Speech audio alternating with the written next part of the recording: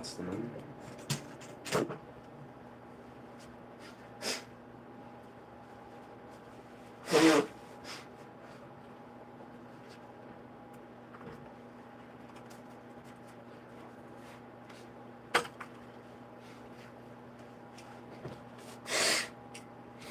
Yo.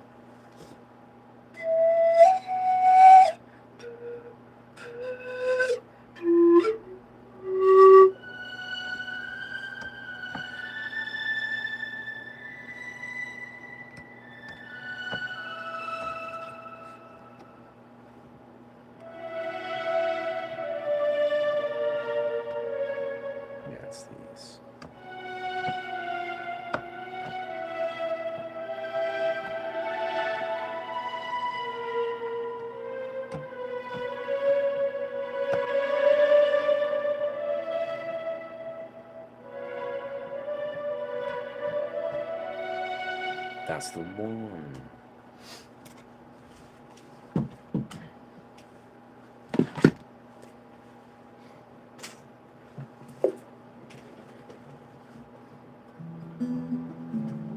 A word.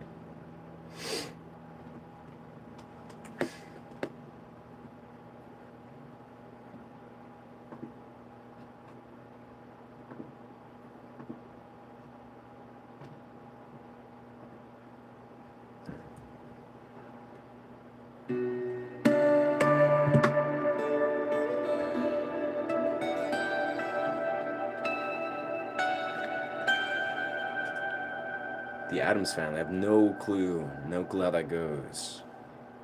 Yeah, no clue. I'm just here to improvise and talk about music.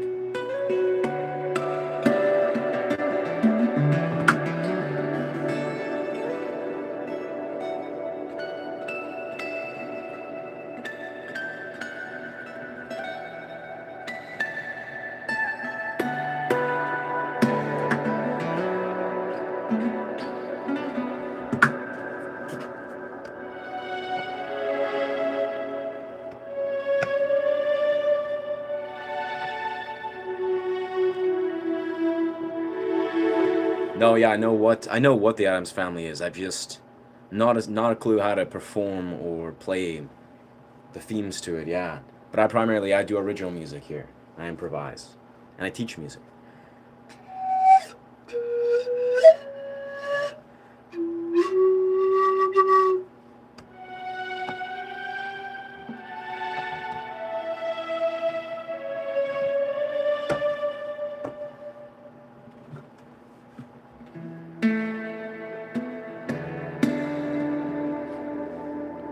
What does the sound like with less reverb?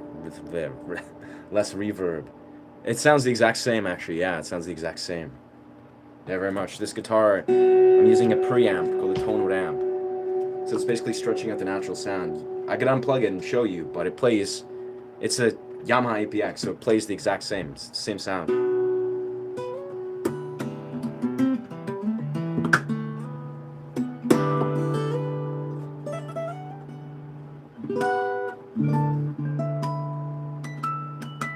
See, it's the very same, but the difference is the Tonewood amp stretches out the natural resonance pattern. And then, yeah, then I have my audio interface that also stretches it out further. Yeah, bro. Beautiful sound, beautiful sound.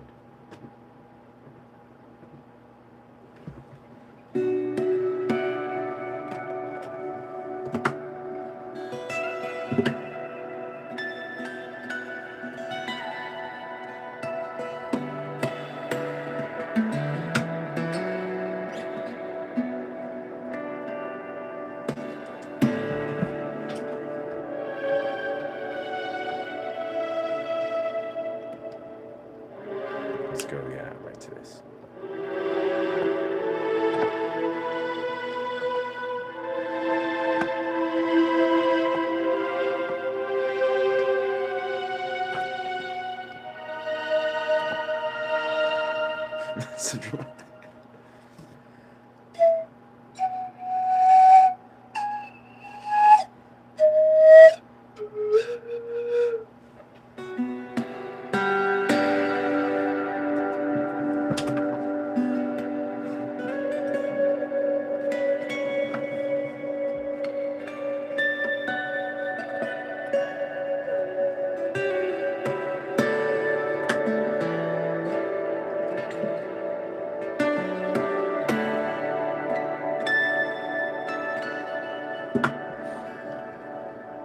Yeah, it's dope as fuck. It's preamp. It's a preamp called the Tonewood amp. This guy.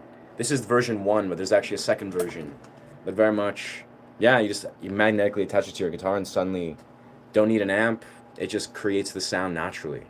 Yeah, mine's plugged into an audio interface to kind of master it, but beautiful sound. Highly recommend. Highly recommend.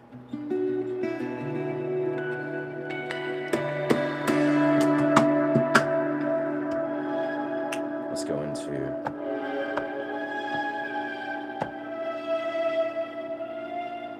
Yeah.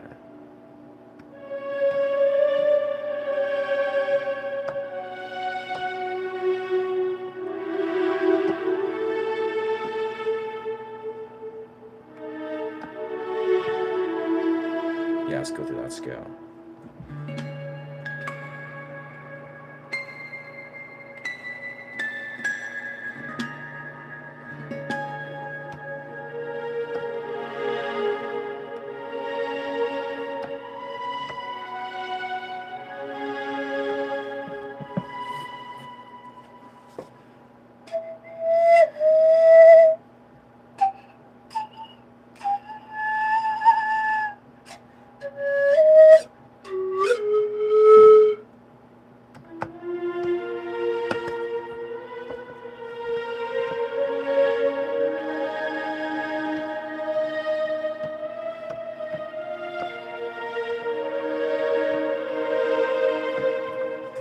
I think I lower that and sort of master it a bit there.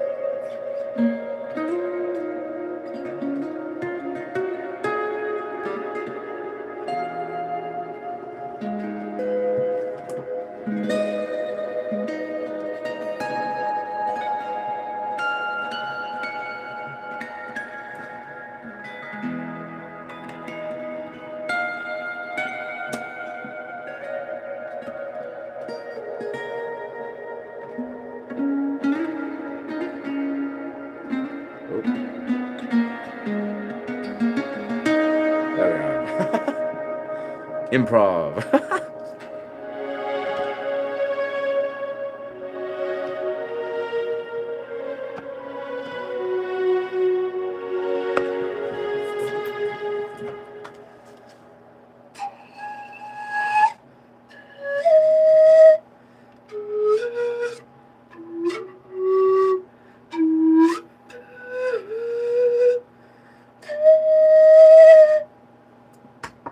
What's going on? Welcome to this live stream. I find it funny. It's just like almost thinking if certain people, chime in at random times, they kind of just see like certain dimensions of the improv. Thank you, brother. Thank you. Lots of very mellow streams of sounds.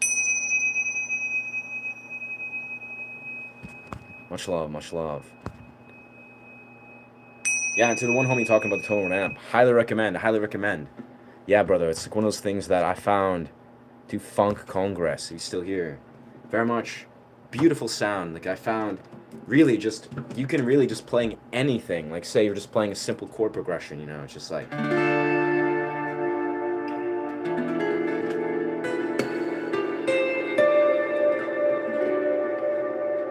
We go down to.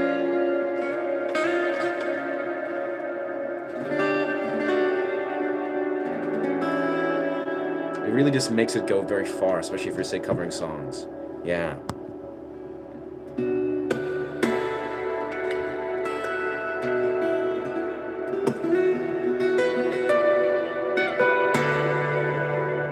Let's go into.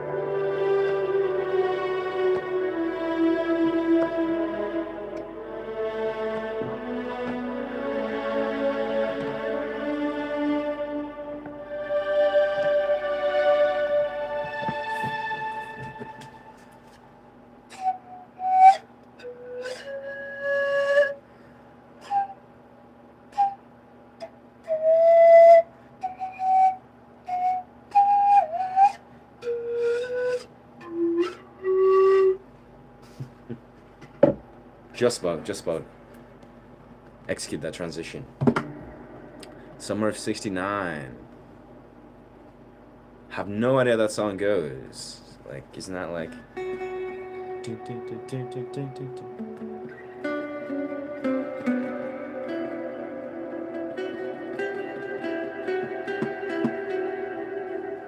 Yeah, honestly, no clue. It does not come to me. Not a song I'm very familiar with.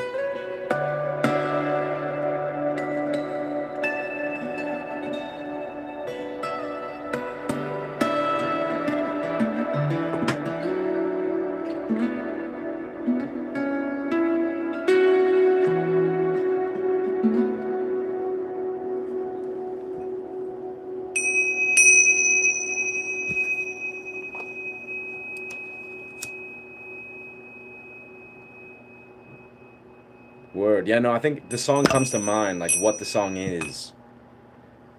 I think I've heard it once or twice in a movie or something like that, but I can't think of like the melody or how the song goes to perform it or improvise it. Yeah, yeah. Those are the breaks.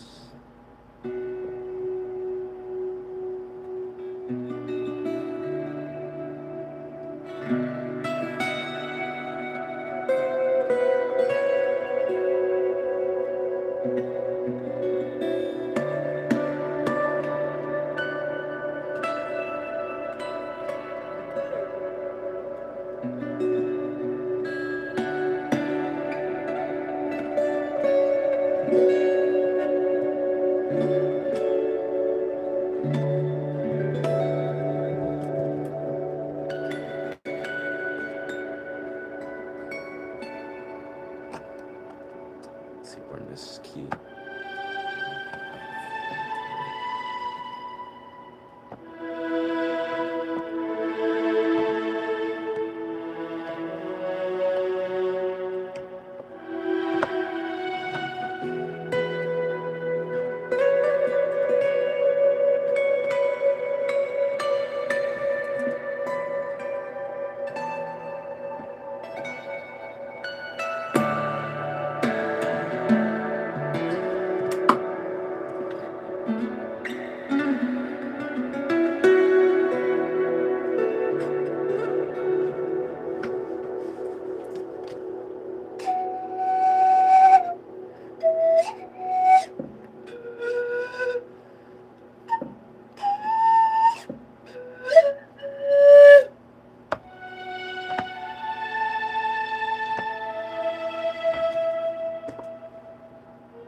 Where is it?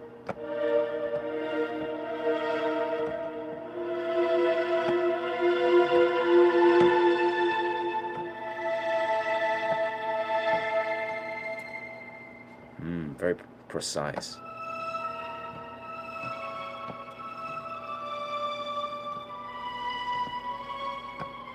I see, it's that scale.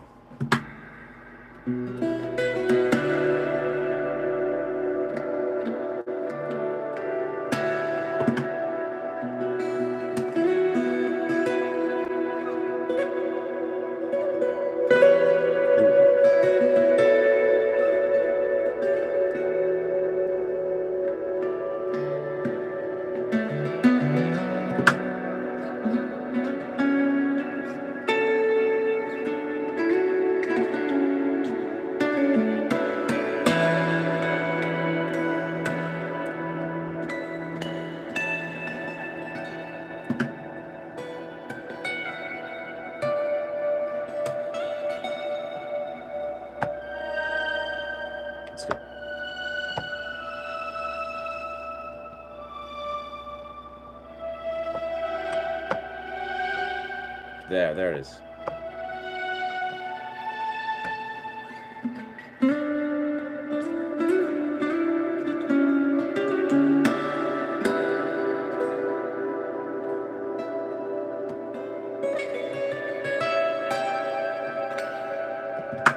Messed up that messed up the transition, but I'm figuring out these beautiful scales. We're getting very close to like mastering this.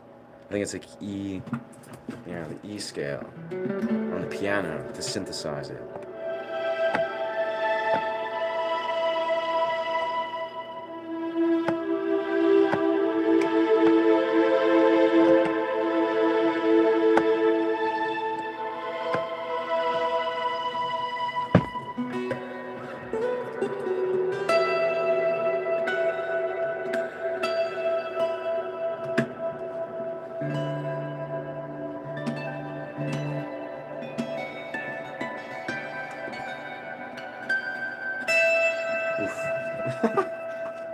Take some focus.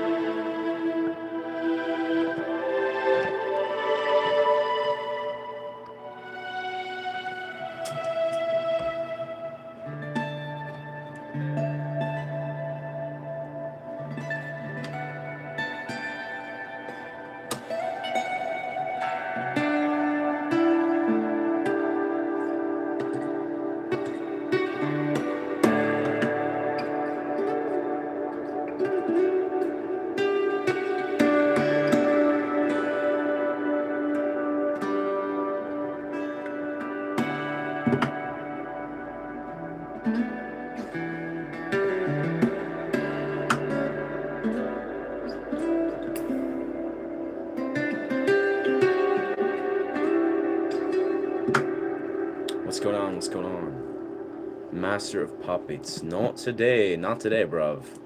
Not really that. Not that kind of day. I'm just kind of chiming in here. What's going on? What's going on, Fish? What's poppin', brother?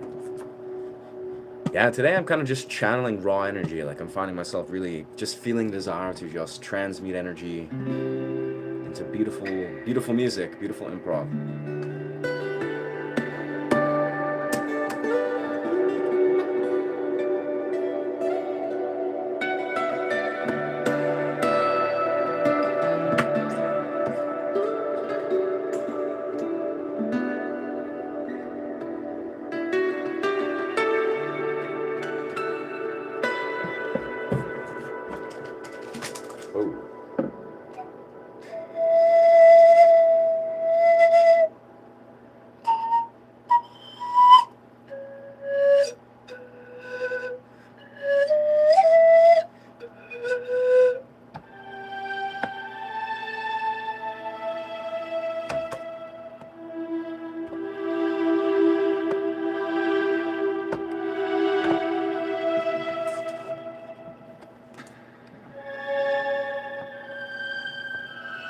I messed up the chord for that one.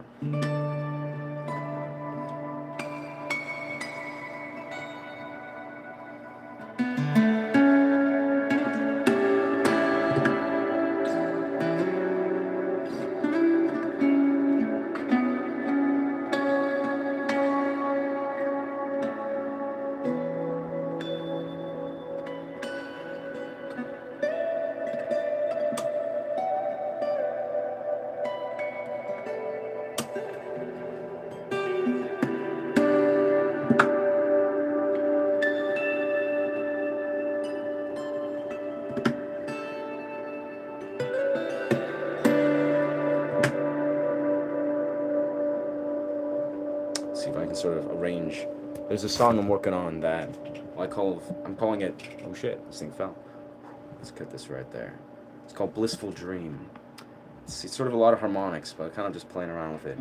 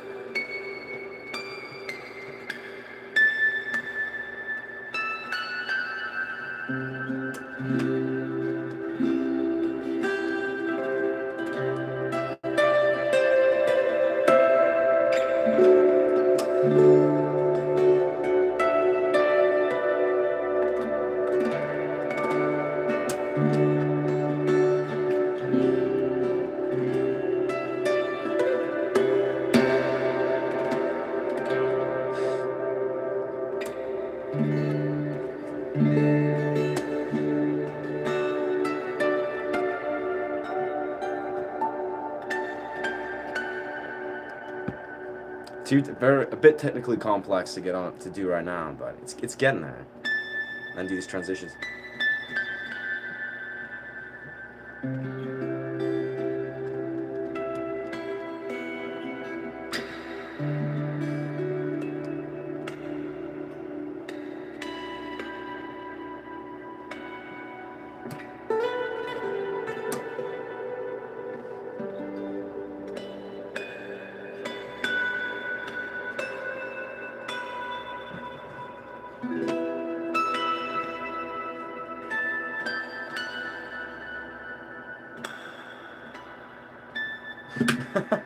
It's all over the place, but yeah. I'm gonna crystallize that composition soon, yeah. Why thank you, why thank you. I'm sure objectively, yeah, sounds nice, sounds chill. It's like I'm trying to weave it together in a cohesive way where it's like I'm playing, you know, just like... I'm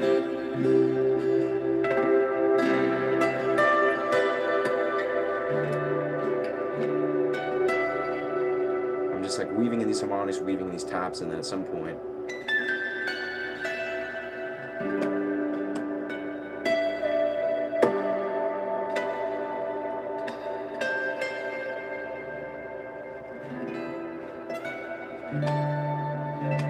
I'll get it eventually. Oh shit, just bumped my pen. This thing is like my baby, so I don't want to bump into it.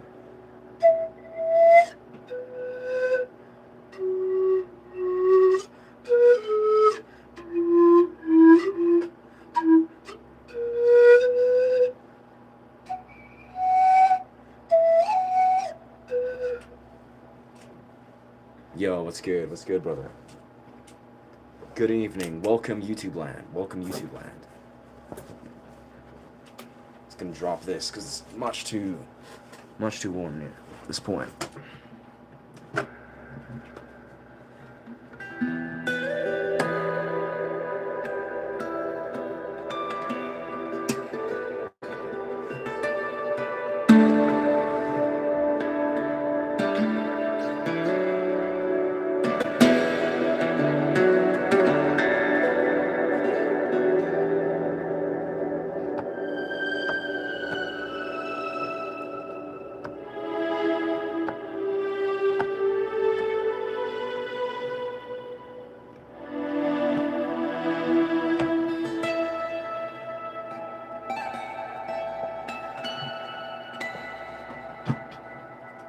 Cool.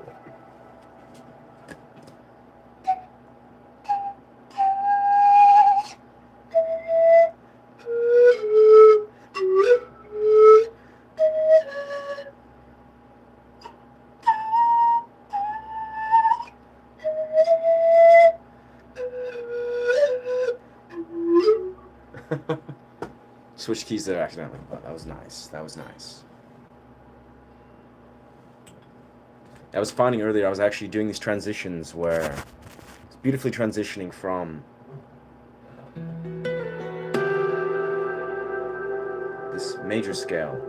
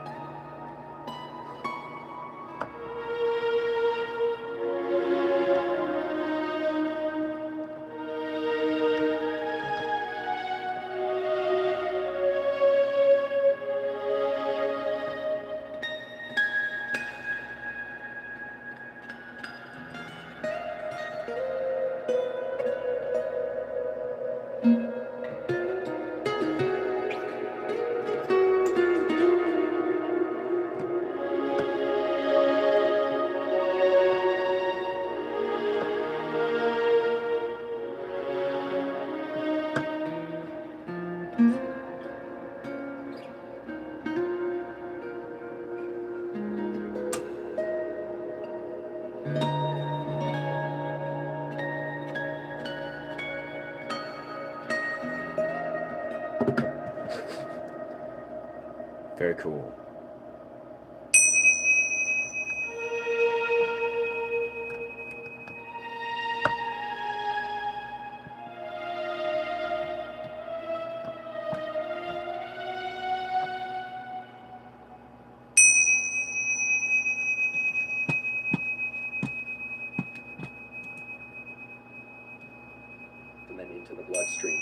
that's why when you arrive at a high altitude location... Of course.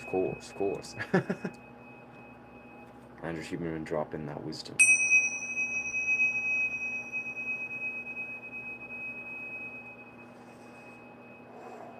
You know, I found myself when I was early in streaming, I was finding myself, well, a couple months back, when I was pretty much new, I basically was focusing a lot on trying to introduce dimensions of, what's it called?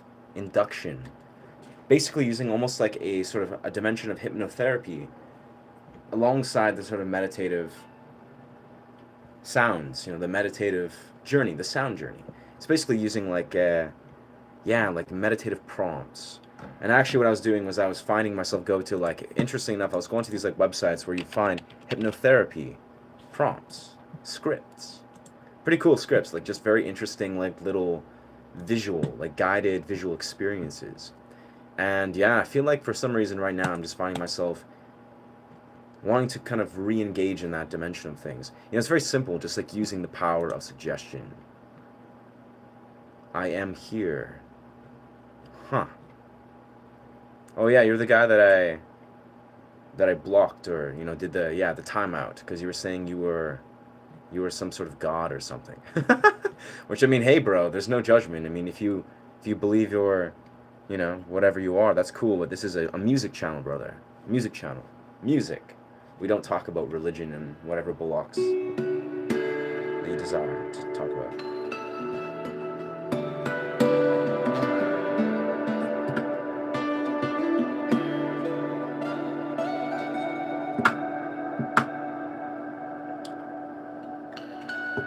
What's going on? What's going on, Funky Master? Funky Masters 76. What's poppin'? Yeah, but anyways, what I was just speaking to a moment ago is I've been finding myself, for some reason this moment, increasingly attracted to just kind of introducing some awareness to how I could reintroduce, almost like creating a visual experience. I don't know exactly how I can dive into this. I am Pharaoh. Huh. What? I swear, bro, you're just like... You're either just like a true troll, like a troll who's just trolling, or... Yeah, I don't know. It's kind of entertaining, I must say. I'm definitely not gonna send you away at this point. Whatever you feel, whatever you find yourself, you know, engaging in relating to Pharaoh, God, whatever, that's not the channel, brother. It's not the channel. This is music channel. Here for guitar, meditative vibes. You can find another channel if you desire to talk about God stuff.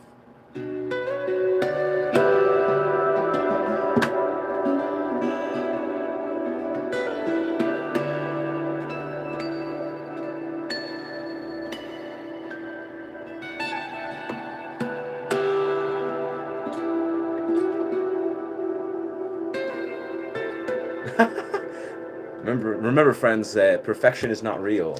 Mistakes will happen. Of course, I said that when I make a beautiful mistake. Bendy harmonics. Agreed, life is mental. It's either or. I agree, life is mental. I mean, sure, yeah. We had a nice, beautiful discussion earlier. Bendy harmonics. So.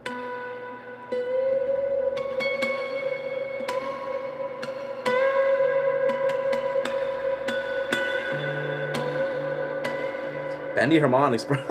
Not something I play around with a lot. So we're talking artificial harmonics.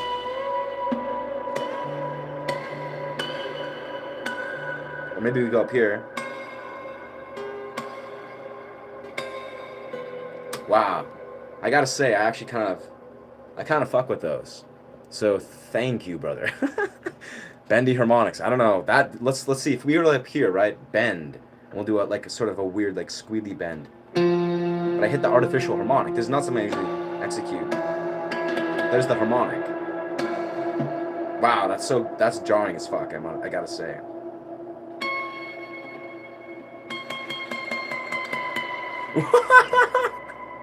That's crazy though, bro. I mean, I don't know, I've never done that, but it's like if you find yourself basically you're going atonally, and you strike the artificial harmonic,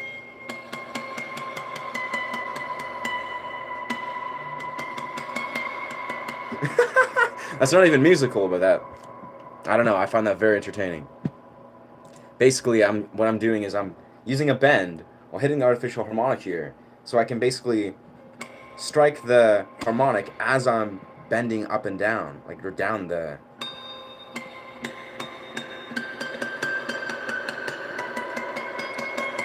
I don't know if that has any musical value, but that's trippy. New challenge. Facts, yeah, challenge accepted, dog. I think I could do something actually super dope with that, because I know something. Oh, damn, 0. We got 0 views, ladies and gentlemen.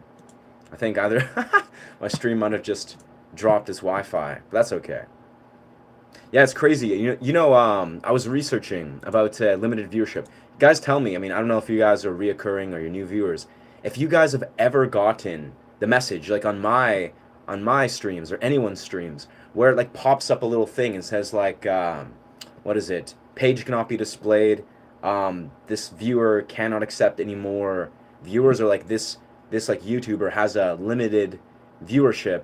Blah blah blah. Like help this viewer get more broadcasts. It's like a weird thing that YouTube does that apparently, I don't know, I've never heard of it. Of course, I'm creator side of it, but I've been told that I'm wondering that's eventually going to be something that, I lifted because I hit 1,000 subscribers, so I won't get this like weird little message, or my viewers won't. How long have I been playing? What's good, brother? I've been playing 16 years, yeah. Electric about 10, acoustic about 7, yeah. Something like that. No, yeah, it's electric 6, acoustic, yeah, so every year after, yeah, so, yeah, 10 years, acoustic. My brain's kind of cooked right now.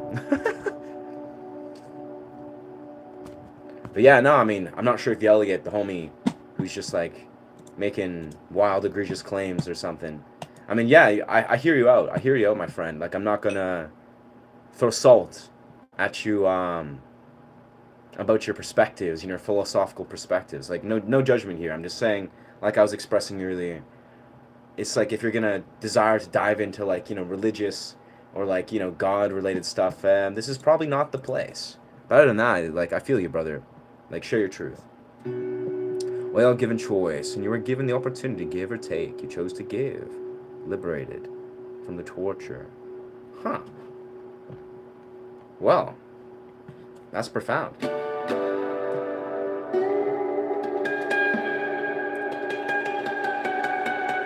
I really don't know how that could be applied. That just sounds so jarring, but something.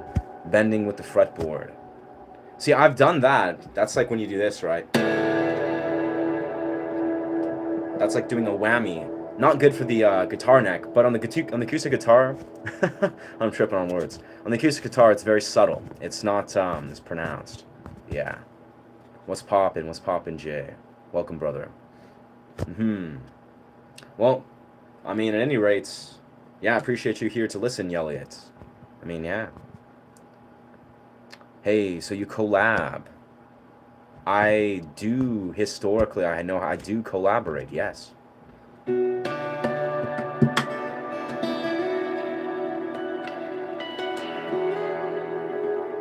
Whoa, that was a beautiful key shift. I don't know why I've never done that key shift before. But yeah, nah.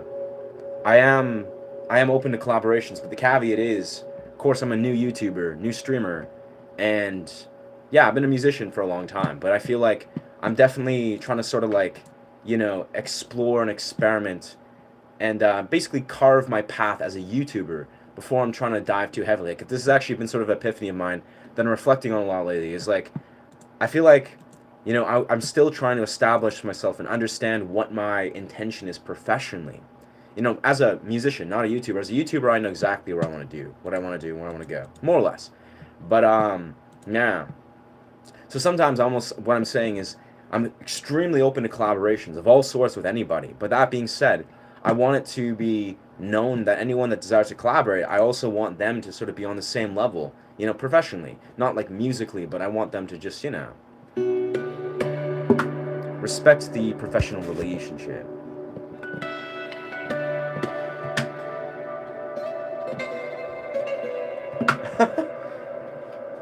Man.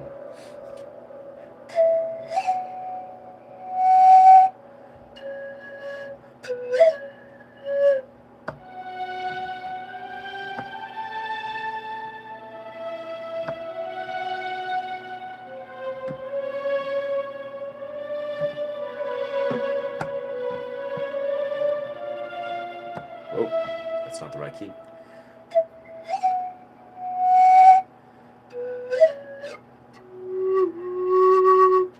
Yeah, I love the harmonic sounds. Old school Enya clan. Sick, dude. Yeah, that's... I appreciate that. On my channel, I actually teach lots of these domains. Like, I break down these harmonics. Artificial and pinch harmonics. It's one of my favorite parts of music. Yeah, hands down. Ever played a 12-string? A couple times, yeah. Actually, yeah, at Long McQuaid. I've gone to their guitar section, tried their 12-string. Beautiful. So much fun. I love 12 strings. Yeah.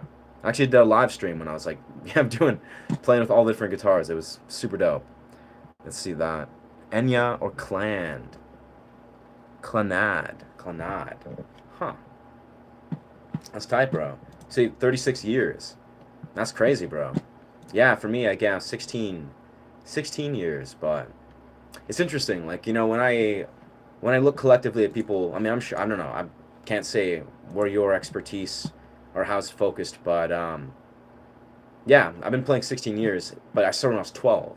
And I think it's like, it's vital to sort of understand, like, yeah, it's like, is it like 36 years of like devoted, dedicated practice?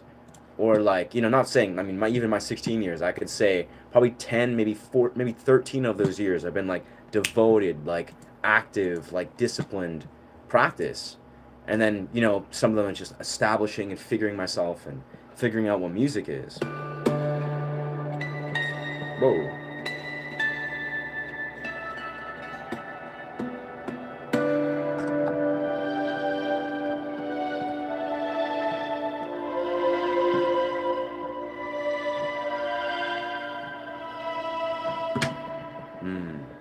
You have a flair for the ear. Brilliant. Thank you, brother. Thank you, brother. Yeah, it's like, but I guess my general point is quality. I feel like I strongly believe in quality, you know, over quantity. Naturally, it's just like in general. And even more so, I'm a strong believer in sort of connecting with music in a very specific way. You know, for me, basically what I'm saying is, I played electric guitar for like 5-6 years when I was new. And I was like 12 years old, going along with Quaid, rocking out to like punk rock and metal, and I still do that all the time. But when I was, well, about 10 years back, so I'm 31 now, and when I was about 20, I discovered acoustic guitar, you know, and I really, this is when I feel like, for lack of a better word, I found myself connect with music on a soul level. Like, it was really like, you know, I discovered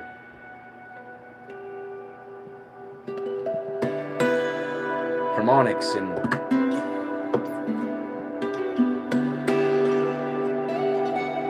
like pinch harmonics and all these little beautiful dimensions of modern fingerstyle progressive rock. And truthfully, I found, since I discovered that style, I really found myself evolve musically more in like 3, 4, 5 years than I did in those previous years. Just because it was like I was like connecting to music on a soul level. Like, it was really like very passionately inspired. So yeah, it's interesting how I sort of, I guess I'm just reflecting on the nature of years versus like deeply inspired, passionate years. And again, I'm like just one example of how I have had that journey, but it's interesting how it's like almost like when you connect with the instrument on a certain level, you can actually accelerate your learning process very, very actively, very quickly.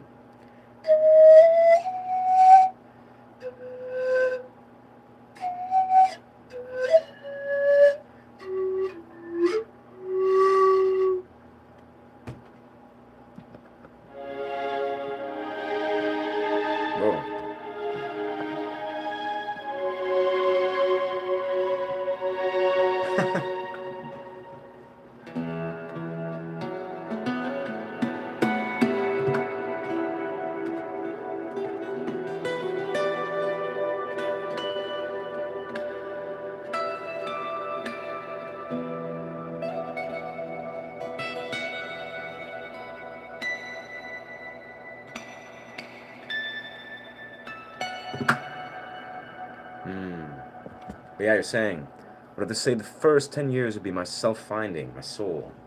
As it stands now, I can say that my soul definitely expresses itself. That's exceptional. I commend you, brother. I commend you. Well, I'm assuming you're, yeah, brother, maybe sister. I don't know.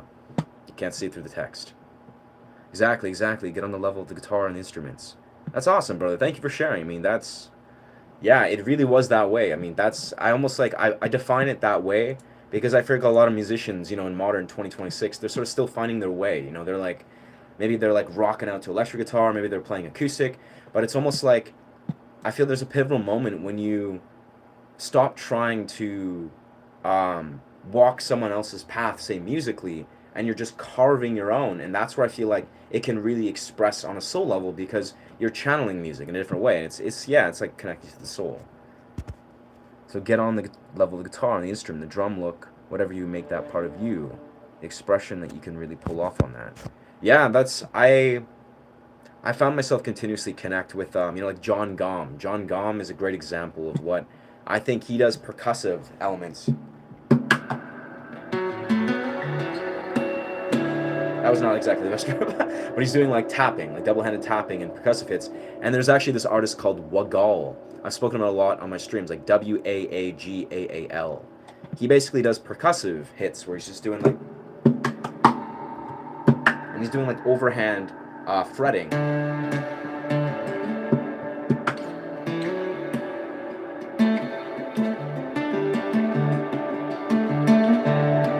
Kind of botching that, but yeah, it's like, it amazes me with some of these musicians that focus percussive elements, how they can attain a really, really beautiful sound, and I've been really trying to that lately. I'm going to say they can or cannot play, yeah. I'm not going to say that he can or cannot play, Kid Rock, but this guy right here knows to immerse himself in an instrument. Interesting. August Rush. Yeah, bruv, I've been recommended over and over and over again, this August Rush movie. Have not seen it yet. Who knows, maybe today, maybe today is the day. Yeah, August Rush. Because I know just the fact of like a kid who's like doing guitar stuff, pouring out his soul, connecting with nature. That's what I think the movie's about from what I've seen. But yeah, August Rush, the movie's the best. But you want to look up Tosh. Look up Tosher. Huh. Cash AT, that's a lot with the loops. Oh, Tash, you mean Tosh. Do you mean Tasha Sultana? I mean, I know for my partner, my girlfriend, she tells me actually a lot all about Tasha Sultana. Yeah, she's very talented. Honestly, I'll take that as a sign from the universe, if anything, to go back to, well, I'll watch August Rush, but also Tasha Sultana. I don't know. Tosh, yes. Taj Hendricks. Tosh Sultana, what the fuck? An Australian singer-songwriting, multi-instrumentalist music producer, described as a one-person band. Yeah, sounds about right. She is. She's legendary. I've only literally listened to like 3 of her songs and her performances, and she's one of the. There's actually also a guy, I think I talked about this a while ago, called Morph. It's like Morf. Morph. This dude, I think that's how it's spelled. Yeah, Morph.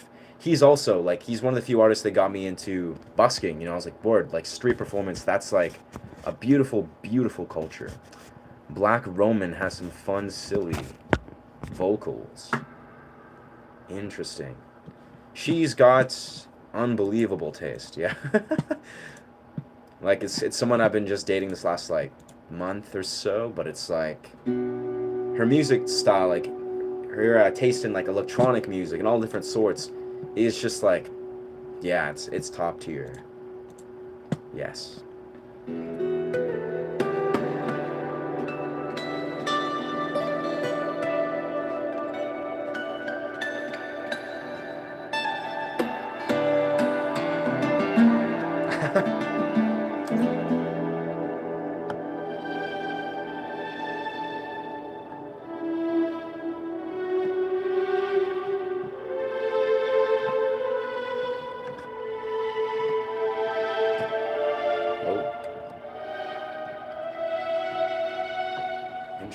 Interesting.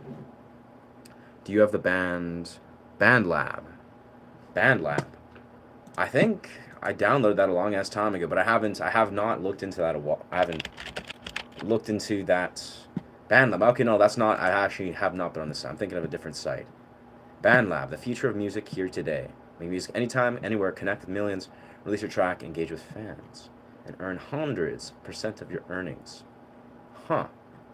Interesting.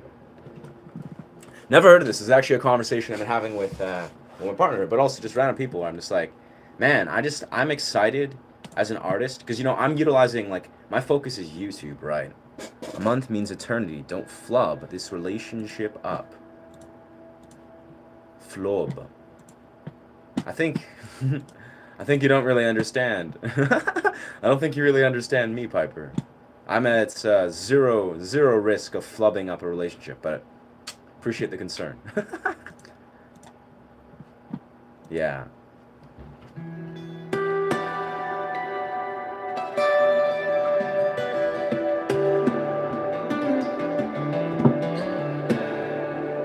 Yeah, I'm the kind of man that's very good at navigating relationship dynamics, and even like being more forthcoming. Like, you know, I exited a relationship I was in for about a year and a half with this wonderful Romanian woman, and I consciously decided to end it, and you know, was kind of single for a period, navigating the dating waters, and yeah, I just met this recent partner on the dance floor, super dope human being.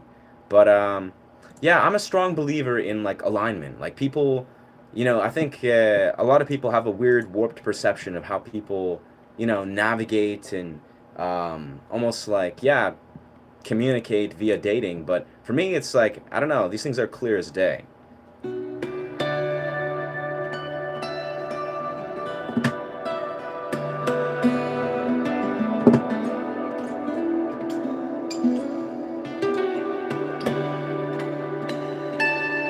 Of course, I'm just a flawed human being, but still.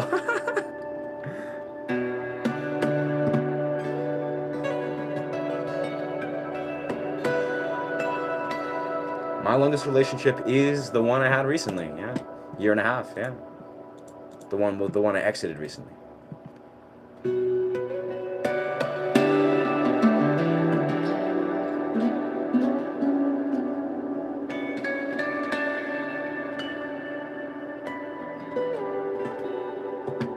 Improv.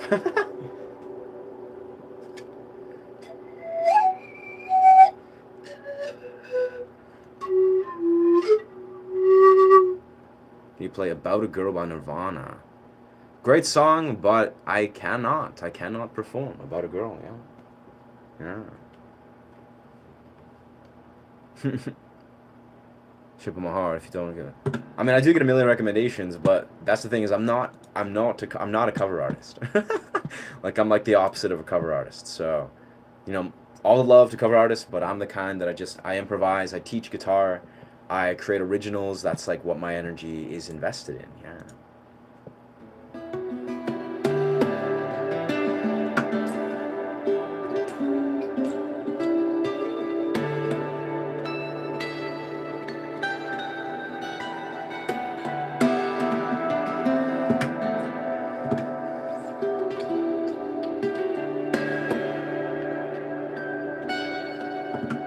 Amen to the cover artist. I'm telling you, I'm not either. I'm not a cover artist. I don't play covers. They did that.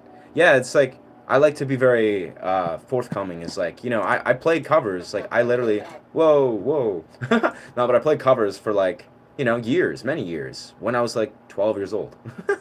Like when I was 12, from 12 to like 15, and you know, in that part, I also, you know, covered lots of Rylin or lots of Annie McKee. My brain. Yeah, I played lots of Annie McKee and Grayson Earhart, and I don't know, lots of cool stuff. But I haven't focused covers in like 8 9 years. Like I've spent all my energy learning to improvise, and that's just for me. That's what's been giving me life. That's what's been like breathing life into me. Now I think I can return, you know, steadily. I think I'm inspired to return to teach people guitar music. You know, I love breaking down riffs. I love sort of, you know, orienting, really giving back as much as humanly possible in the way that I perform and, you know, engage in music. And that's what being a streamer I think is all about for me. Is like, for me, strangely enough, like this experience of being a streamer, this last like 6 months, well, last 3 months I've been a streamer, last 6 months I've been a YouTuber.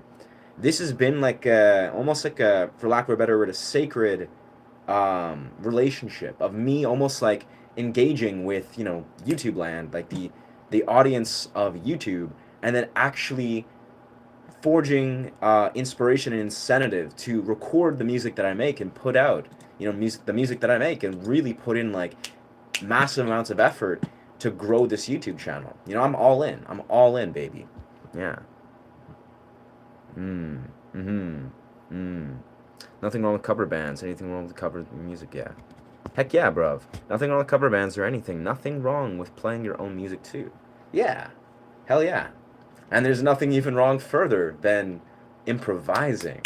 Improvising, like learning to master improv, like learning to basically like really get into that flow, which is what I'm really attracted to. You know, and of course, yeah, playing your originals, playing your own compositions, and honoring that process. It's a very, it's a fine line. Like what I'll be very transparent and simple about is, you know, for me, this is not for everybody. This is not everyone's musical journey, but I almost think that cover artists, they are artists fundamentally, like more than not always, that are basically giving into the societal pressure to receive, you know, praise and validation, to take the easy road, where they're just like, everyone's just being like, oh, this is the path, like everyone's gonna just like really make it, yeah, they're just gonna really honor that, opposed to basically stepping into the discomfort of really investing your time and energy in your own path. And I don't know. Again, that's just one opinion, but it's a nuanced thing. But I'll be honest, for me, I'm bored to death about covers. Like I've been doing covers for, you know, several years and beyond as a musician of, you know, lots of years of my life. For me, original music, like creating improv, learning to hone improv, that's what gives me life. This is what's allowed me to still be a musician, you know, 16 years down the road. So it's, I don't know, I'm just trusting my journey. I'm just trusting the path. And I think part of the path will be returning to covers. Like that being said. Yeah, yeah. Going a decade. Going on a decade. Being younger than you. So flexing is silly. Yeah, I didn't see that part about 1 year's norm. I don't know, I think I'm seeing a sort of common theme, not to throw salt at you, Piper, but you don't seem to be you don't fundamentally seem to be the most grounded or humble individual. Like you don't seem to have like I mean, maybe I'm wrong. Like obviously we're just talking here through YouTube land, but and you're commenting on commenting on relationships. Like I commend you. I do commend you. In 2026, you say that you have a relationship that's going on a decade. That's actually that's beautiful. Like I celebrate that for you. But I'm gonna be really honest and forthcoming. Is again, most people, I don't think about you, but I meet so many people in my life, like friends, you know, friends of friends, people that are in relationships that really are not serving them. Like I'm a strong believer. The reason why I approach relationships the way I do, like I was single for 5 years by choice. Like, you know, I was practicing semen retention, you know, training martial arts, adamantly learning to compose music. Like I was single by choice for various years. Now after those 5 years, I'll be honest, I was in a place where I was like, all right, you know, how much have I stripped away? You know, how can I re-engage with the heart? But what I'm simply saying is, you can flex, you know, by your definition or not, but most people fall into that weird sort of trap where they think just being in a relationship out of fear is some sort of feat. Not saying that's you. Again, Piper, I would love to believe you are like, you're killing it. You're killing it. You're doing great.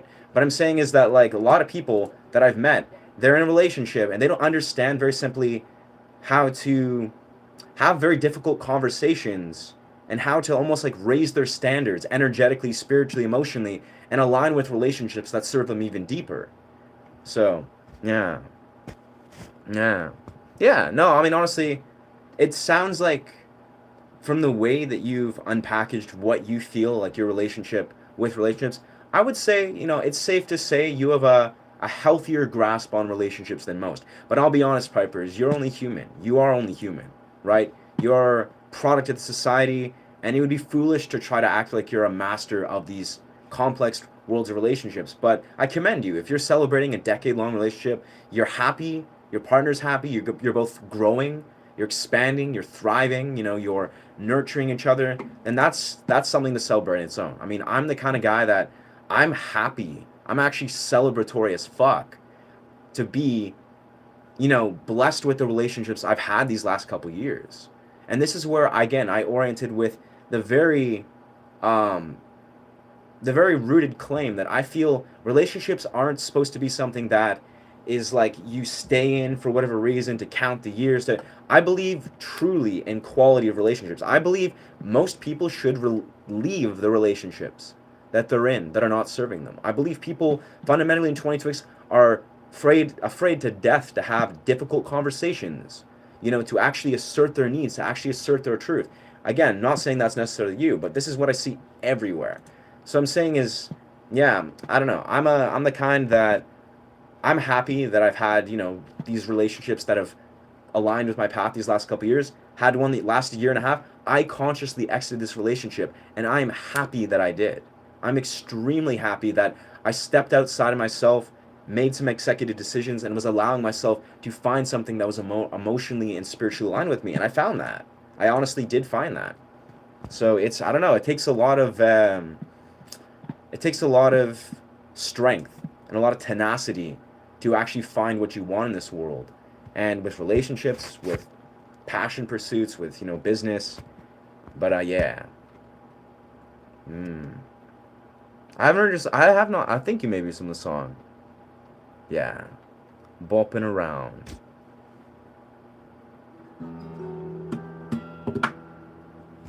No, I mean, I don't know. You seem to throw salt at yourself. Like, you're being a meme, or you're being a troll, a douche. Be whatever you are, but I see through that. Like, I wouldn't say, I see ego, I see, someone that's removed from the humble path, which is okay. Like, these aren't like judgments per se, but whoa, what's YouTube Shorts? Is like, what's going on here? Man, YouTube Shorts sometimes just spams me with the weirdest crap, because I'm just like, look at that. Yeah. Introspective thought. Yeah, no, again, like, I don't know. Again, I'm seeing the same little reoccurring thing. And again, I don't know, this is a YouTube portal. We're not having a person face-to-face conversation, but I'm seeing a lot of assumptions. I'm seeing a lot of ego, a lot of removal of being humble within the way you're carrying your thoughts. Like, assuming, like, bopping around. Like, I'm extremely intentional with the way I date. I have been, and I feel like I also have an open perspective on how I like to do so, but yeah. I said douche, like saying your relationship. Saying your one relationship, you said, aren't any less. Yeah. Yeah. I mean, yeah, that's a good self-awareness. That's some good self-awareness. Because, yeah, I mean, again, like, I'm not a master or an expert on relationships. I can say that, with confidence. And I honestly, I can say with confidence, neither are you. It's like, likely we are humans that are just flawed. We're just students of life, students of relationships. And it's good to have that stance in general, because whether we're talking about learning the guitar or, forging a beautiful lifelong relationship, it's good to be humble. It is. It's a very important attribute. But all that being said, I'm just saying what I was saying to you had nothing to do with you, right? It's just the fact of the matter is a lot of people that I meet who are in long-term relationships are basically people that probably should have exited these relationships long time ago. You're not, again, I don't know your relationship. You're probably not that. Let's just assume that. But I'm saying in my experience, like, it's just a lot of people, for whatever reason, they sort of like associate one thing with the other. Like, oh, I've had such a fruitful relationship, when they're just shit at communicating. They're, garbage at like communicating what their actual needs are, and they have all these like maladaptive things going on, and they just, they're making things work. They're coping and compromising and all these elements of life. I'm a man that doesn't believe in that. Like, I'm the kind of guy that I believe that people should not compromise in any wake of what they're saying. So, woof. I'm getting some weird fret buzz here. Might be a string change thing. Yeah. Yeah.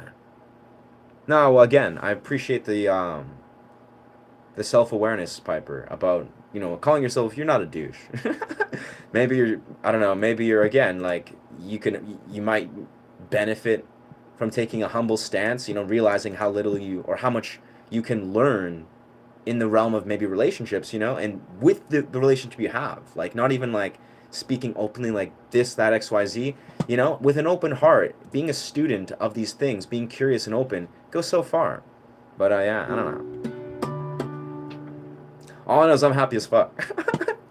I'm happy as fuck with the way these things unravel. I feel blessed. I feel very grateful.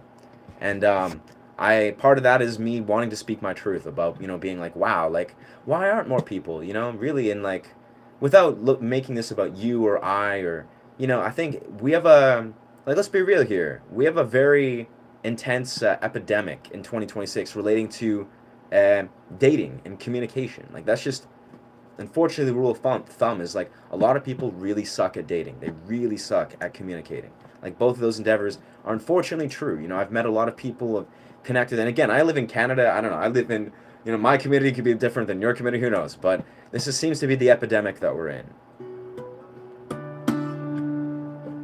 Anyway, I'm going to turn the guitar back to full volume.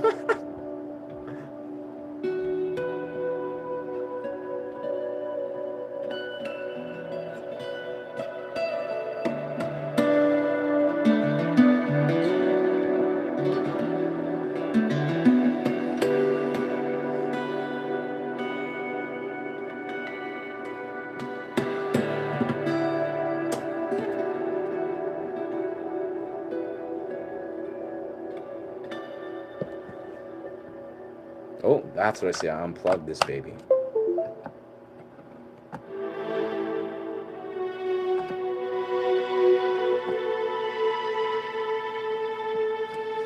Oh, it just locked out.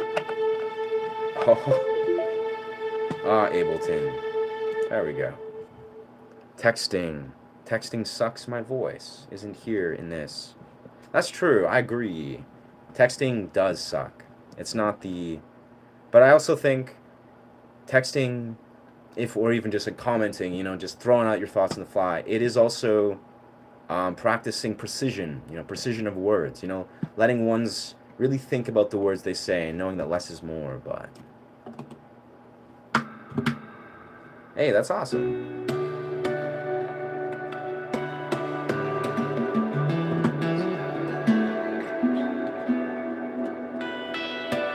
The more that I've been engaging in YouTube land and like, growing my YouTube fan base or whatever, and doing these streams like pretty much every day, I come to some core conclusions. And these are very important universal truths, let's say, about, for one, social media, two, communicating, three, boundaries, talking about psychological, energetic boundaries, and four, realizing how to not take things personally. It's like, here I am, like, you and I interacting, you and XYZ amount of people, some days I'm interacting with a lot of people, like just in random bursts. I'm playing guitar and I'm holding space for a lot of people. And I'll be honest, the core thing is important to realize is, again, returning to those first things I said and really emphasizing boundaries, realizing that, it's important for myself, and of course for all of you, for any of you that are watching, to realize what is honoring your boundaries, really, and again, not trying to fall into the weird slippery slope of pretending that this is a YouTube portal, right?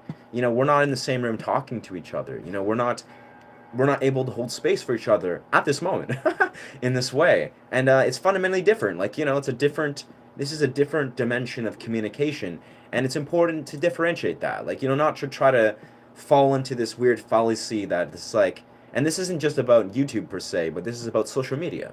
If we're engaging with a friend on Instagram or Facebook, the same things apply. It's important to realize that basically what I'm saying, and this is what I was talking about earlier, is we are not fundamentally entitled to anyone's energy, ever, in any context. In the real world, we navigate our reality by walking around, physical domains, by, engaging in things and disengaging in the real world. But in internet land, social media, it's like we reaffirm or we confirm this contract with each other that we, for some reason, have access to each other all the time. But that's not real life. That's not how human beings operate. So it's important to realize that we should honor each other's boundaries. And yeah, and again, the secondary nature of this is not taking things personally.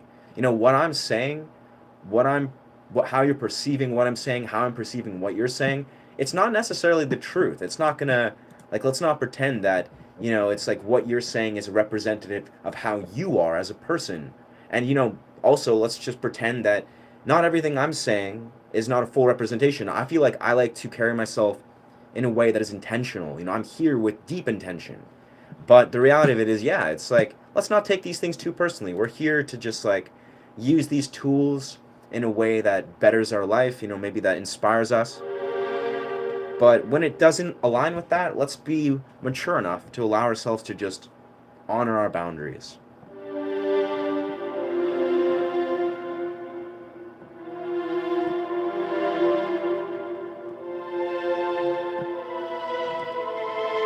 Oof.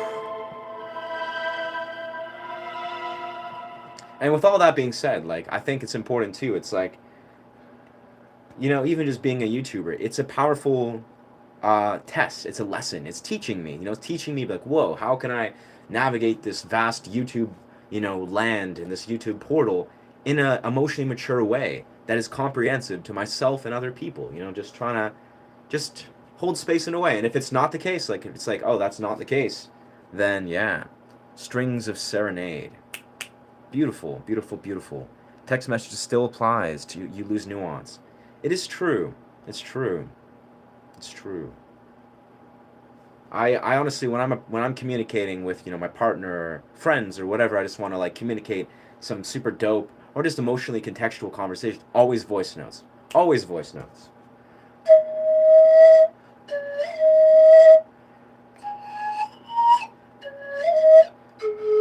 But I'll say confidently, I think from the allotment of interactions, you know, that I had with you so far, from these from these texts. Oh no, oh no, no, I don't want to see the shorts. Why am I getting spammed with shorts? Yeah, but I can say confidently, I think Piper Adams, like to the allotment of interactions we had, I can feel like again, you seem like a pretty balanced, pretty self-aware individual. And yeah, I don't take necessarily, you know, the quips of what you're saying, you know, on a YouTube stream to heart. You know, I don't think it defines you. I think you're probably just a chill person. And of course, we're having a conversation face to face. Of course, like you'd have a lot more agency to be able to define or communicate the fullness of what you're trying to say. Be it if it's like, you know, honoring the relationship that you have that you really appreciate having and your ability to have that.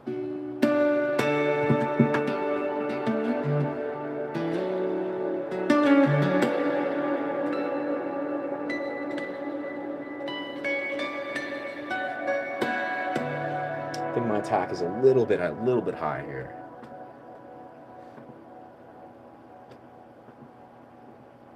I think we got it. I think we got it.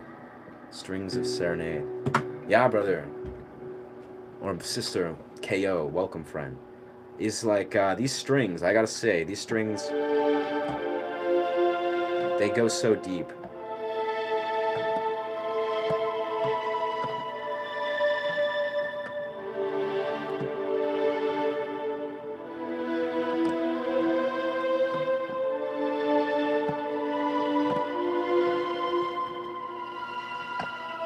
What?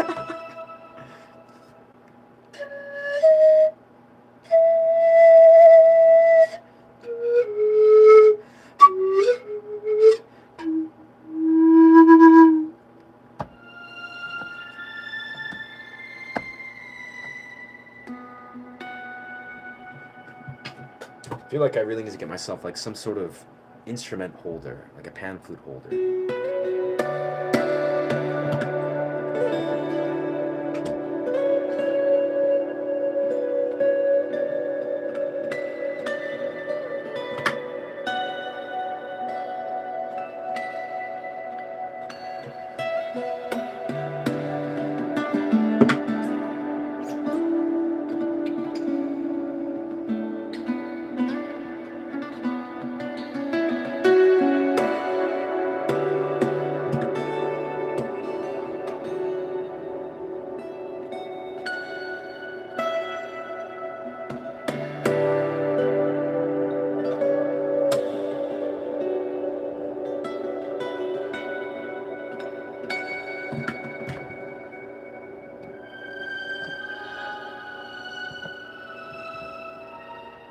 Getting myself a looper.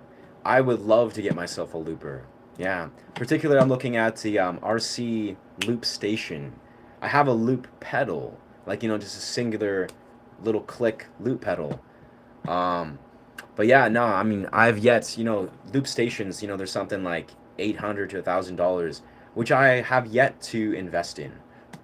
But I don't know, in the future, 1000%, I think I would love to have a loop station. Yeah, but that being said, I'm trying to figure out how, maybe I'll look into this right now, how one can basically use Ableton as a loop station. Let's see. As a loop station. Set up an audio track, add the looper plugin. Okay, looper plugin. Enable the metronome to keep in time with the project tempo. Start playback, record and loop the track, live loops. Huh. So yeah, maybe I just got to get good. I don't know. Maybe I just got to get good at using Ableton to treat it like a loop station. Yeah, they are bizarre expensive. I've tried to find like used ones, like RC2 loop stations, but yeah, they're just like, even then they're like a few $100, $400, $500, $600 at least. They're a hot commodity. Yeah. Truthfully, no. Strangely enough, though, I feel like I can actually achieve more than most people usually achieve with a loop station. Like I feel like I can achieve a lot, without a loop station. If I'm really focused. Or you can just record with guitar or piano to 3 minutes and then play over the audio. Yeah, no, I've done this before too. I've done that before. Just creating my own backtracks. It works very well. It's weird though, like, unless I'm talking about like busking or like maybe like open mic live performance or something like that, I truthfully think I can achieve so much just by looping organically, like not actually looping, basically just multitasking, like playing a guitar where I'm just like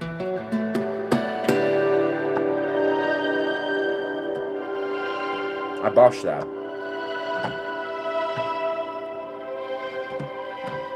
The idea is just playing the guitar and like playing the pan flute in unison, and then say playing, I don't know, percussive elements in unison. This is usually what I do to sort of create like a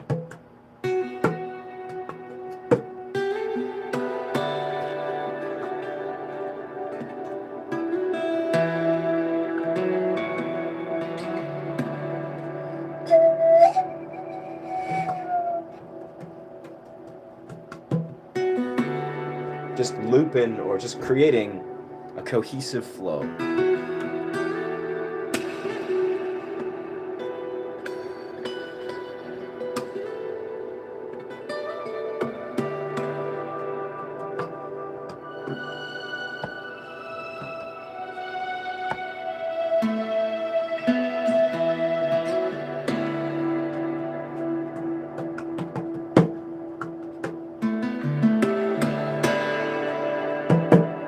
Just creating stuff.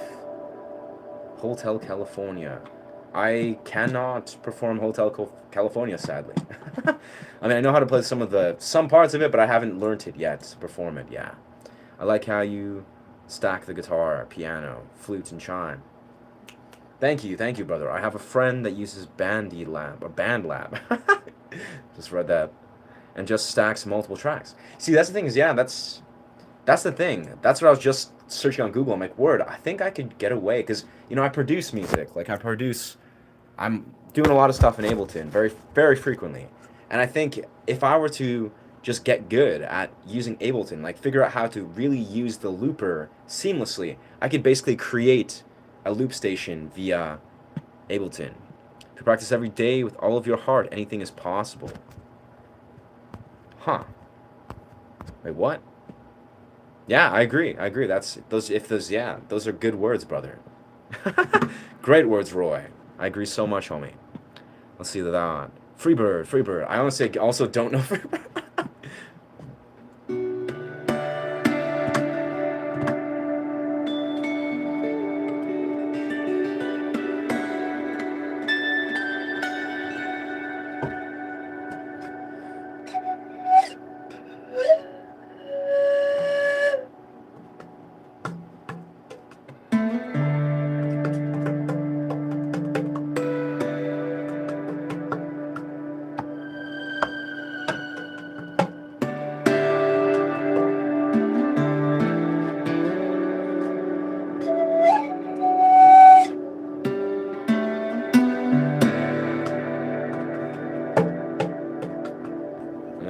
go into it.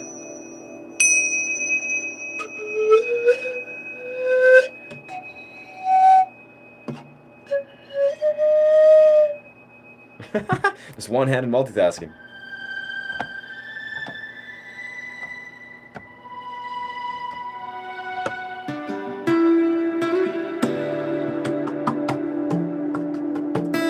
Whoa, that was not intentional.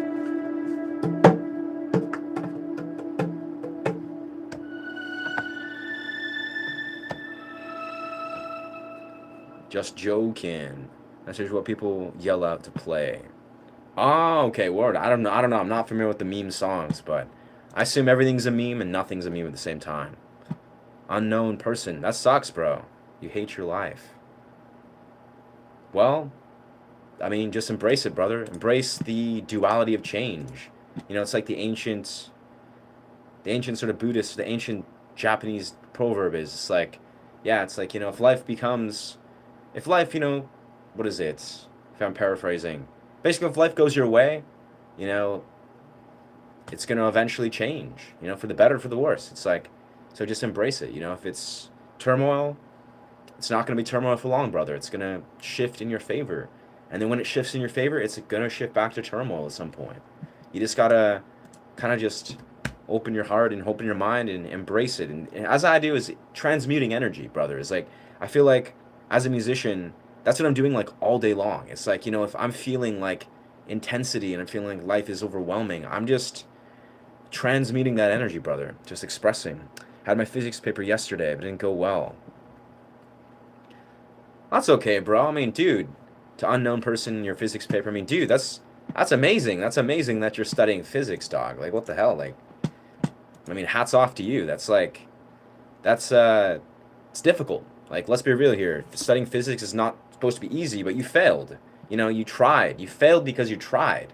Like, dude, 1000%, you're going to fail. You're going to fail at life. Everything that is worth doing, you're going to fail. It's going to be difficult, but that's okay, brother. You're on the path. Like, you're on the path. You know, I would say if you feel that, you know, that dense emotion where you're beating yourself up, just express yourself, dog. Like, find a way to transmute that raw energy and just honor it. That's what I do.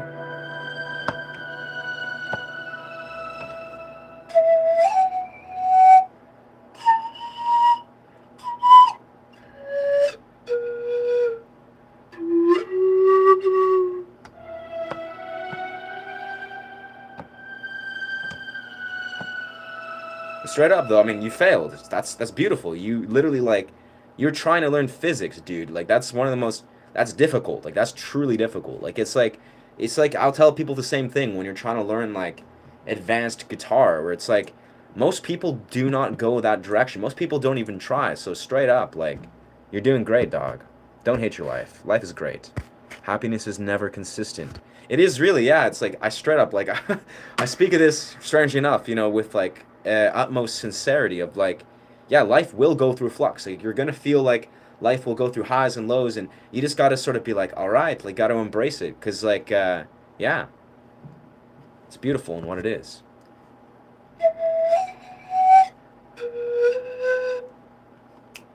Legendary. Happiness is never consistent. That's why it's the pursuit of happiness. You can find your peace on the battlefield of life. Wow.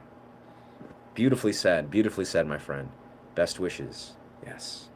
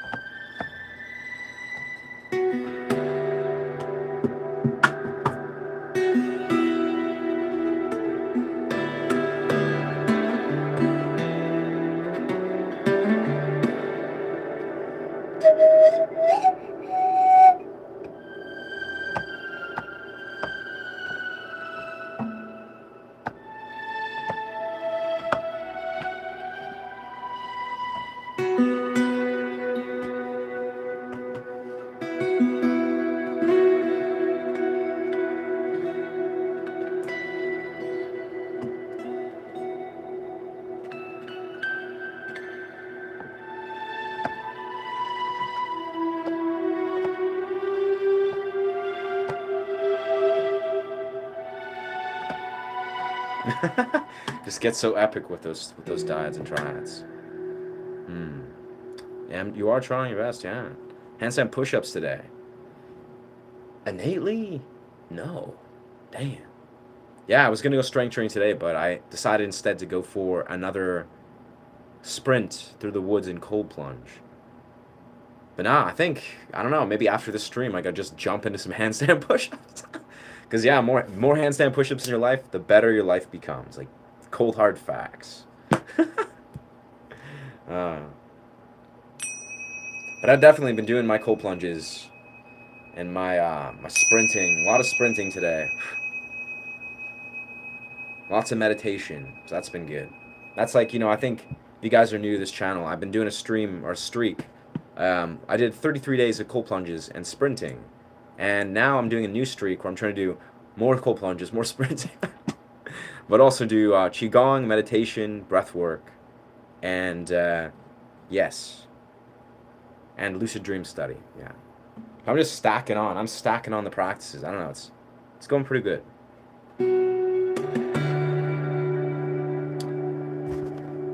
Thank you. Hell yeah, brother. Of course, brother. I mean, of course. Happy to listen, and thank you for sharing, dog. I mean, again, you're studying something that's complex as fuck. Like, be kind to yourself. Like, that's a universal truth that often we are very hesitant to really receive. Is you deserve kindness. You deserve patience and love. You yourself, just like anyone else. And it's often difficult to receive that, especially patience. So, whether you're studying, you've tried and failed, that's okay. Like, that's okay, dog. It's completely okay. Cold plunge and sprinting are good. They're amazing. And how was the cold plunge? It was snowing. It was snowing, actually, halfway through the day. I didn't go for the cold plunge when it was snowing, but this is what I did. I did the cold plunge, really cold. Like, I'll be honest, like, objectively, they do not really get easier, at least not in winter. I did the cold plunge. After, like, 35 seconds, I was just like, man, this is insanity. Did the sprint, felt great, as per usual. Just another day, another plunge, and then, yeah, basically, I like an hour ago, I was like, you know what, I'm just going to go for another round. And, what's special about going for a second round of cold plunges and sprinting is when you do it at nighttime, it's pitch black. So you get the beautiful, forest ambiance at nighttime. So that was, that was the move. I just went for a pitch black cold plunge. And that actually was easy as fuck. That was really chill. It was almost like I was outside of my body. Yeah. Absolutely. Cold plunges and sprinting are like the bee's knees. Like, they're like the duo, the dynamic duo. You do those and your life will objectively become better. Like, your neurological, your physiological body, it's just a hack to reality. But of course, you got to be like you got to be patient. You got to ease your way into those practices. I do not recommend by any means just diving into a cold plunge in a freezing cold river in the winter. Just don't do it. Don't do it unless you're conditioned. But it's a good time. Like, if you get into it, it's life-changing. Love qigong. The practice of breathing is very strong and helps me in the time of stress. That's exactly it, brother. It's like, that was the epiphany where, I was doing the cold plunges and sprints, and I was like, okay, this is going well. My life is subjectively and objectively better. And I decided, I was like, you know what? What's the next dimension of this? Like, what really is, if I can invite my qigong practice, which is a practice I've been doing for like 6 years anyways, but I haven't been doing it daily for like concentrated periods for probably like 7-8 months. So I was like, I'm just going to do qigong, meditation, lucid dream study, which is basically reading about lucid dreaming, but also conceptualizing lucid dreaming, and also breath work, yes, alongside the sprinting and cold plunge. Honestly, I know it sounds like low-key like a flex. It also sounds like kind of insane, but it is really great. It's been going really well. So I'm grateful for that. Honestly, it's kind of weird. I'm like low-key addicted to cold plunges now, where it's like, even just thinking about it, I'm considering strongly after this stream, I'm gonna like make a bunch of potatoes, like air fry a bunch of potatoes, and go for another run in cold plunge. Cause why not? It's like, cause the thing with cold plunges is basically like it's like you're drinking a fresh cup of coffee. You just get a dopamine rush, but you also can fall asleep immediately after. Like, there's no negative side effect to it. Cold plunges in San Pedro, California beach. Huh. 6 degrees in the water and out there in 24 minutes. I do have a dream journal. Brave person. Cold dark plunge. I know, I'll be honest. Before I was doing consistently, like, the idea of doing a cold plunge in the dark at winter was, seemed insane. Like, I'll be honest, my mind was kind of like, this is a dumb idea. But it didn't stop me.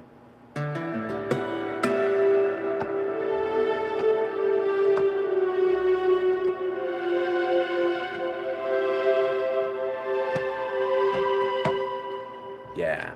So my dream journal, yeah, I have one, but I don't use it enough, I feel. Like, I write down my dreams sometimes, but I've kind of been, sleeping on that.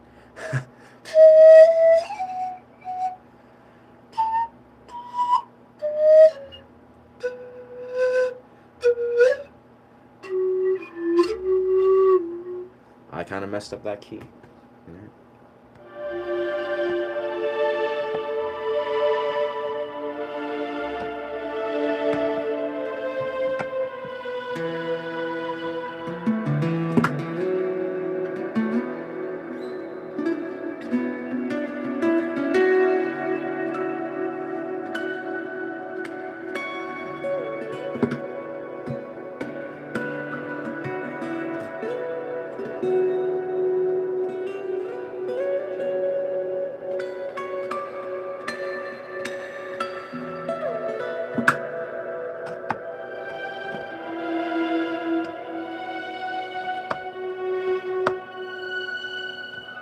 Oh.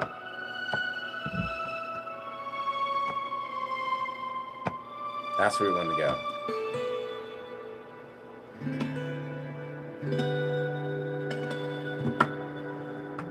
Let's remove this drum here. Heard if you focus on writing your dreams, it'll help you remember on them better. The Dream Eaters come. Word, Dream Eaters. Yeah, actually, yeah. Actually, it is, yeah, I agree. Basically, when studying lucid dream practice, absolutely, the practice of doing that, like consciously focusing on my dreams, writing down my dreams, conceptualizing my dreams, working on like introducing reality checks and dream checks, all things that did heighten my dreams. Like, I would remember my dreams very actively. But the more I study lucid dreaming, I feel like there's a practice, there's a component to lucid dreaming that more so involves deeply integrating spiritual practice and also deeply integrating philosophical awareness. Basically, philosophical awareness being, what is lucid dreaming? Like, on the deepest sense, this is personally what I feel has attracted me to the practice. Hello, hello. What's good, Lightning Dancer? What's poppin'? What a beautiful place. Yeah, it's Guitar Land. Or if you mean like, yeah. Yeah. Lucid dreaming is beautiful, I'll be honest. The more I've talked about it, like, it's like it mirrors a lot of metaphysical philosophy and ancient Tibetan Buddhist meditative and mindful practices, like visualization techniques. Like, the practice alone, even if you're not, say, lucid dreaming, like unlocking the practice, it's a very fruitful endeavor. And I've just found so far, just like, it's been about 6 months that I've been studying it. And really about 4 or 5, like, truly.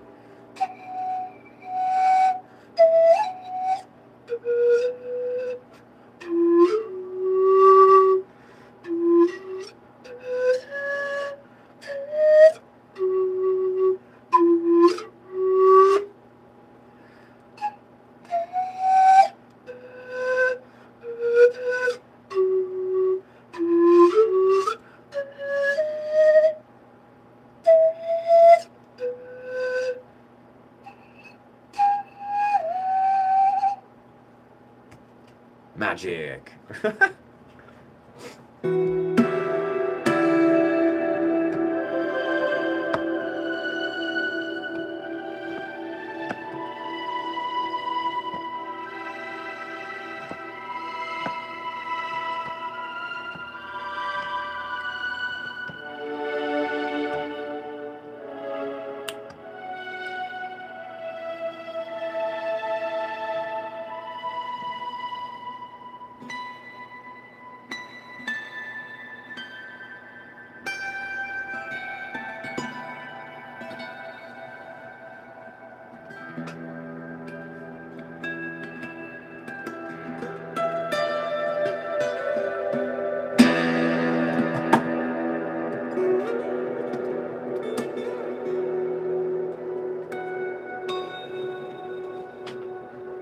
was a cool succession.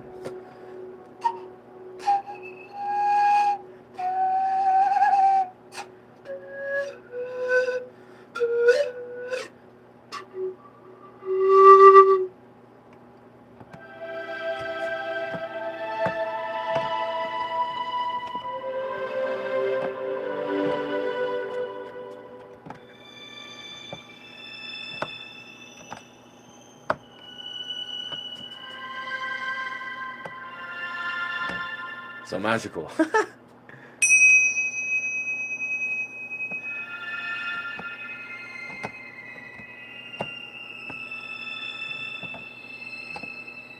And yes, I guess responding to the homie asking how I've been. I think I responded to that. But yeah, I guess I'm pretty good. Yeah, life's been tight as fuck, I must say.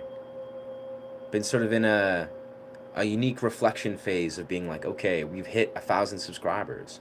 And now I feel like deeply inspired, as I have these last few days actually, before I hit 1,000 subscribers. I've kind of been in this deep phase of conceptualizing. This is kind of what I would call it, is like, because this is what I often do, is like, you know, in the YouTube world, it's like there's phases of action where I'm just like grind, grind, grind, grind, and I'm just like do, act, act. But then there's moments to strategize, to conceptualize, to like really take like all my energy, and this more has to do with not engaging in YouTube land. Like I'll still stream, I'll still, you know, throw out content that I've gotten on my on the archives, but I'm really trying to focus a lot of my energy consciously and unconsciously on the next phase of my vision. And I have a strong idea of what I can do with this, but yeah, that's what's kind of real in my mind. And also just, you know, feeling grateful. Had a super dope Valentine's Day, you know, with my partner, and yeah, had it, like, honestly, like I spoke of this tentatively. I'll be honest, favorite Valentine's Day ever. Not to flex, you know, for those that maybe just didn't have a super momentous Valentine's Day, but it's like, I don't know, it was just fun, you know? Spend the day just having fun, lots of laughing, got some beautiful tacos. Best tacos I ever had in my life, I'll be honest. Went to a super dope silky drum and bass rave, and then, yeah, ended up hers. Went home. Yeah, just great times. Whoa. The fret buzz has been so different. Oh, maybe, of course, the fret buzz must be from this. It's gotta be. Yeah.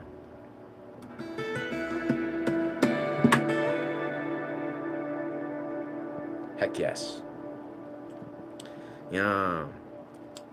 Thank you, brother. Thank you, brother. Thank you. Thank you.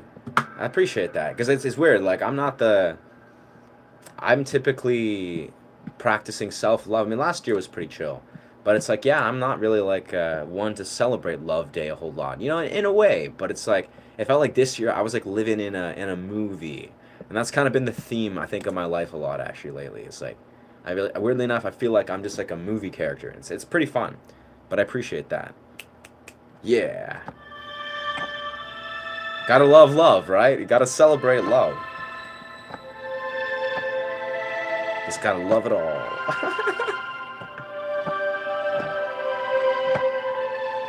Yeah. And thank you, Lightning Dancer. Hella dope name, too. Lightning Dancer. Because, you know, dancing is just, it's the way.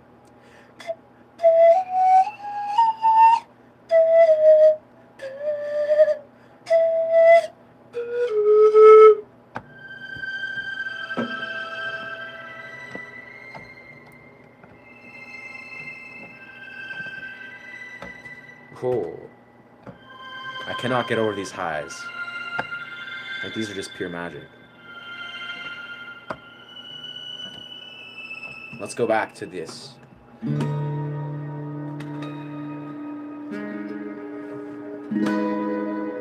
think I'm a little bit out of tune, actually, if I... Huh.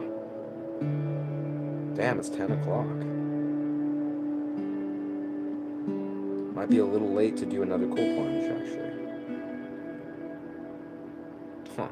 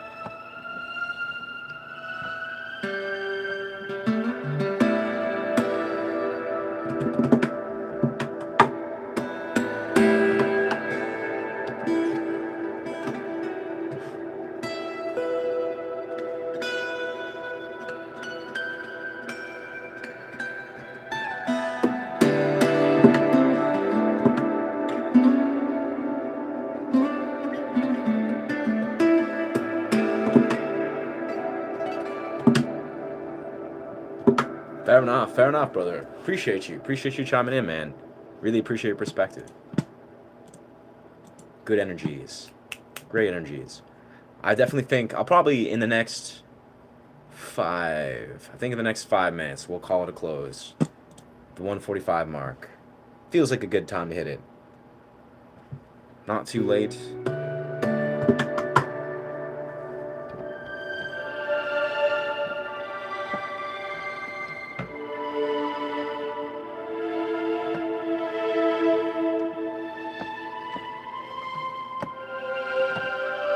Wow.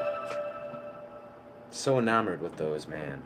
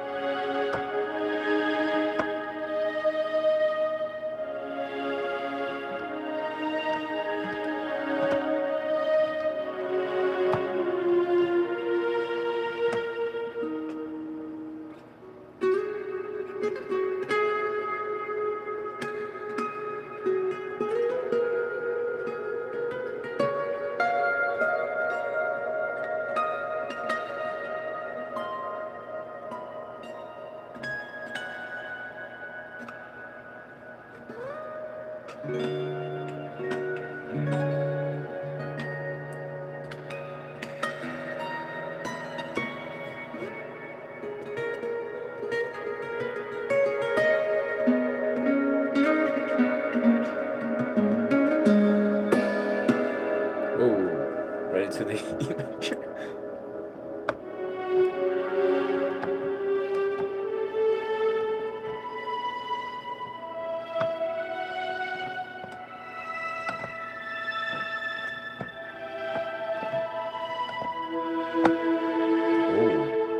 Learning. We're learning. Oh.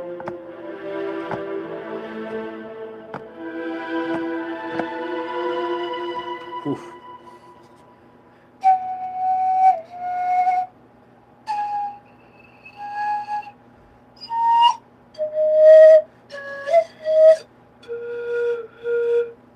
I feel like I'm gonna sneeze. Fuck. For some reason. All these incense. Great though. Thank you, brother. Thank you. Honestly, it's the epiphany that I kind of just struck. I was like, word, because in these MIDI boards, you can strike these ups and these downs. Like you can just rise octaves by just clicking the button.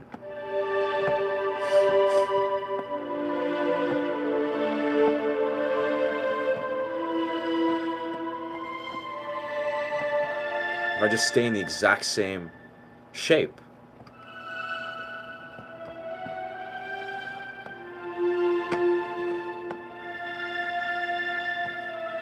Beautiful. Gotta love those. Hello, Kim. What's good? I must be so spiritual. Huh. I mean, sure.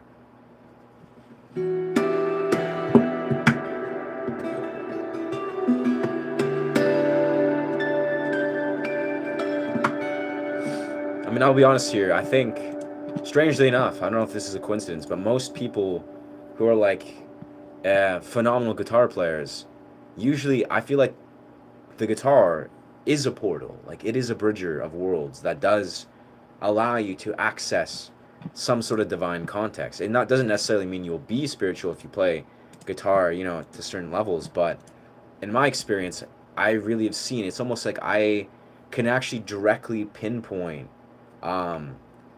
the expansion of my own journey to the moments where I really unlocked very profound domains of the guitar. And it's the same thing actually with dance. Like I think like dance has surely allowed me to connect deeper with my body, and then just with like just my consciousness as a whole.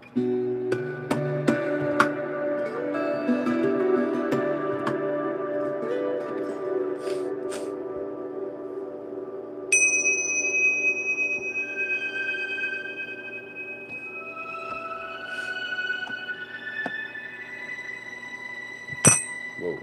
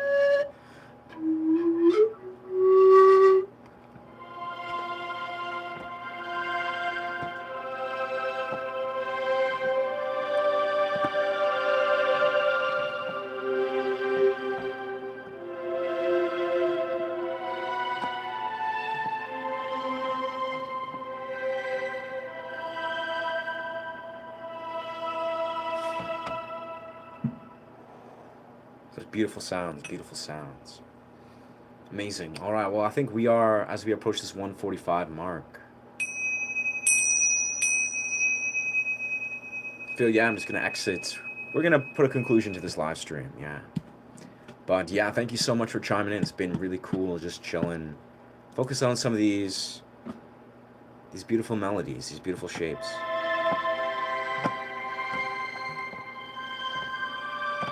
Beautiful. Just such great direction.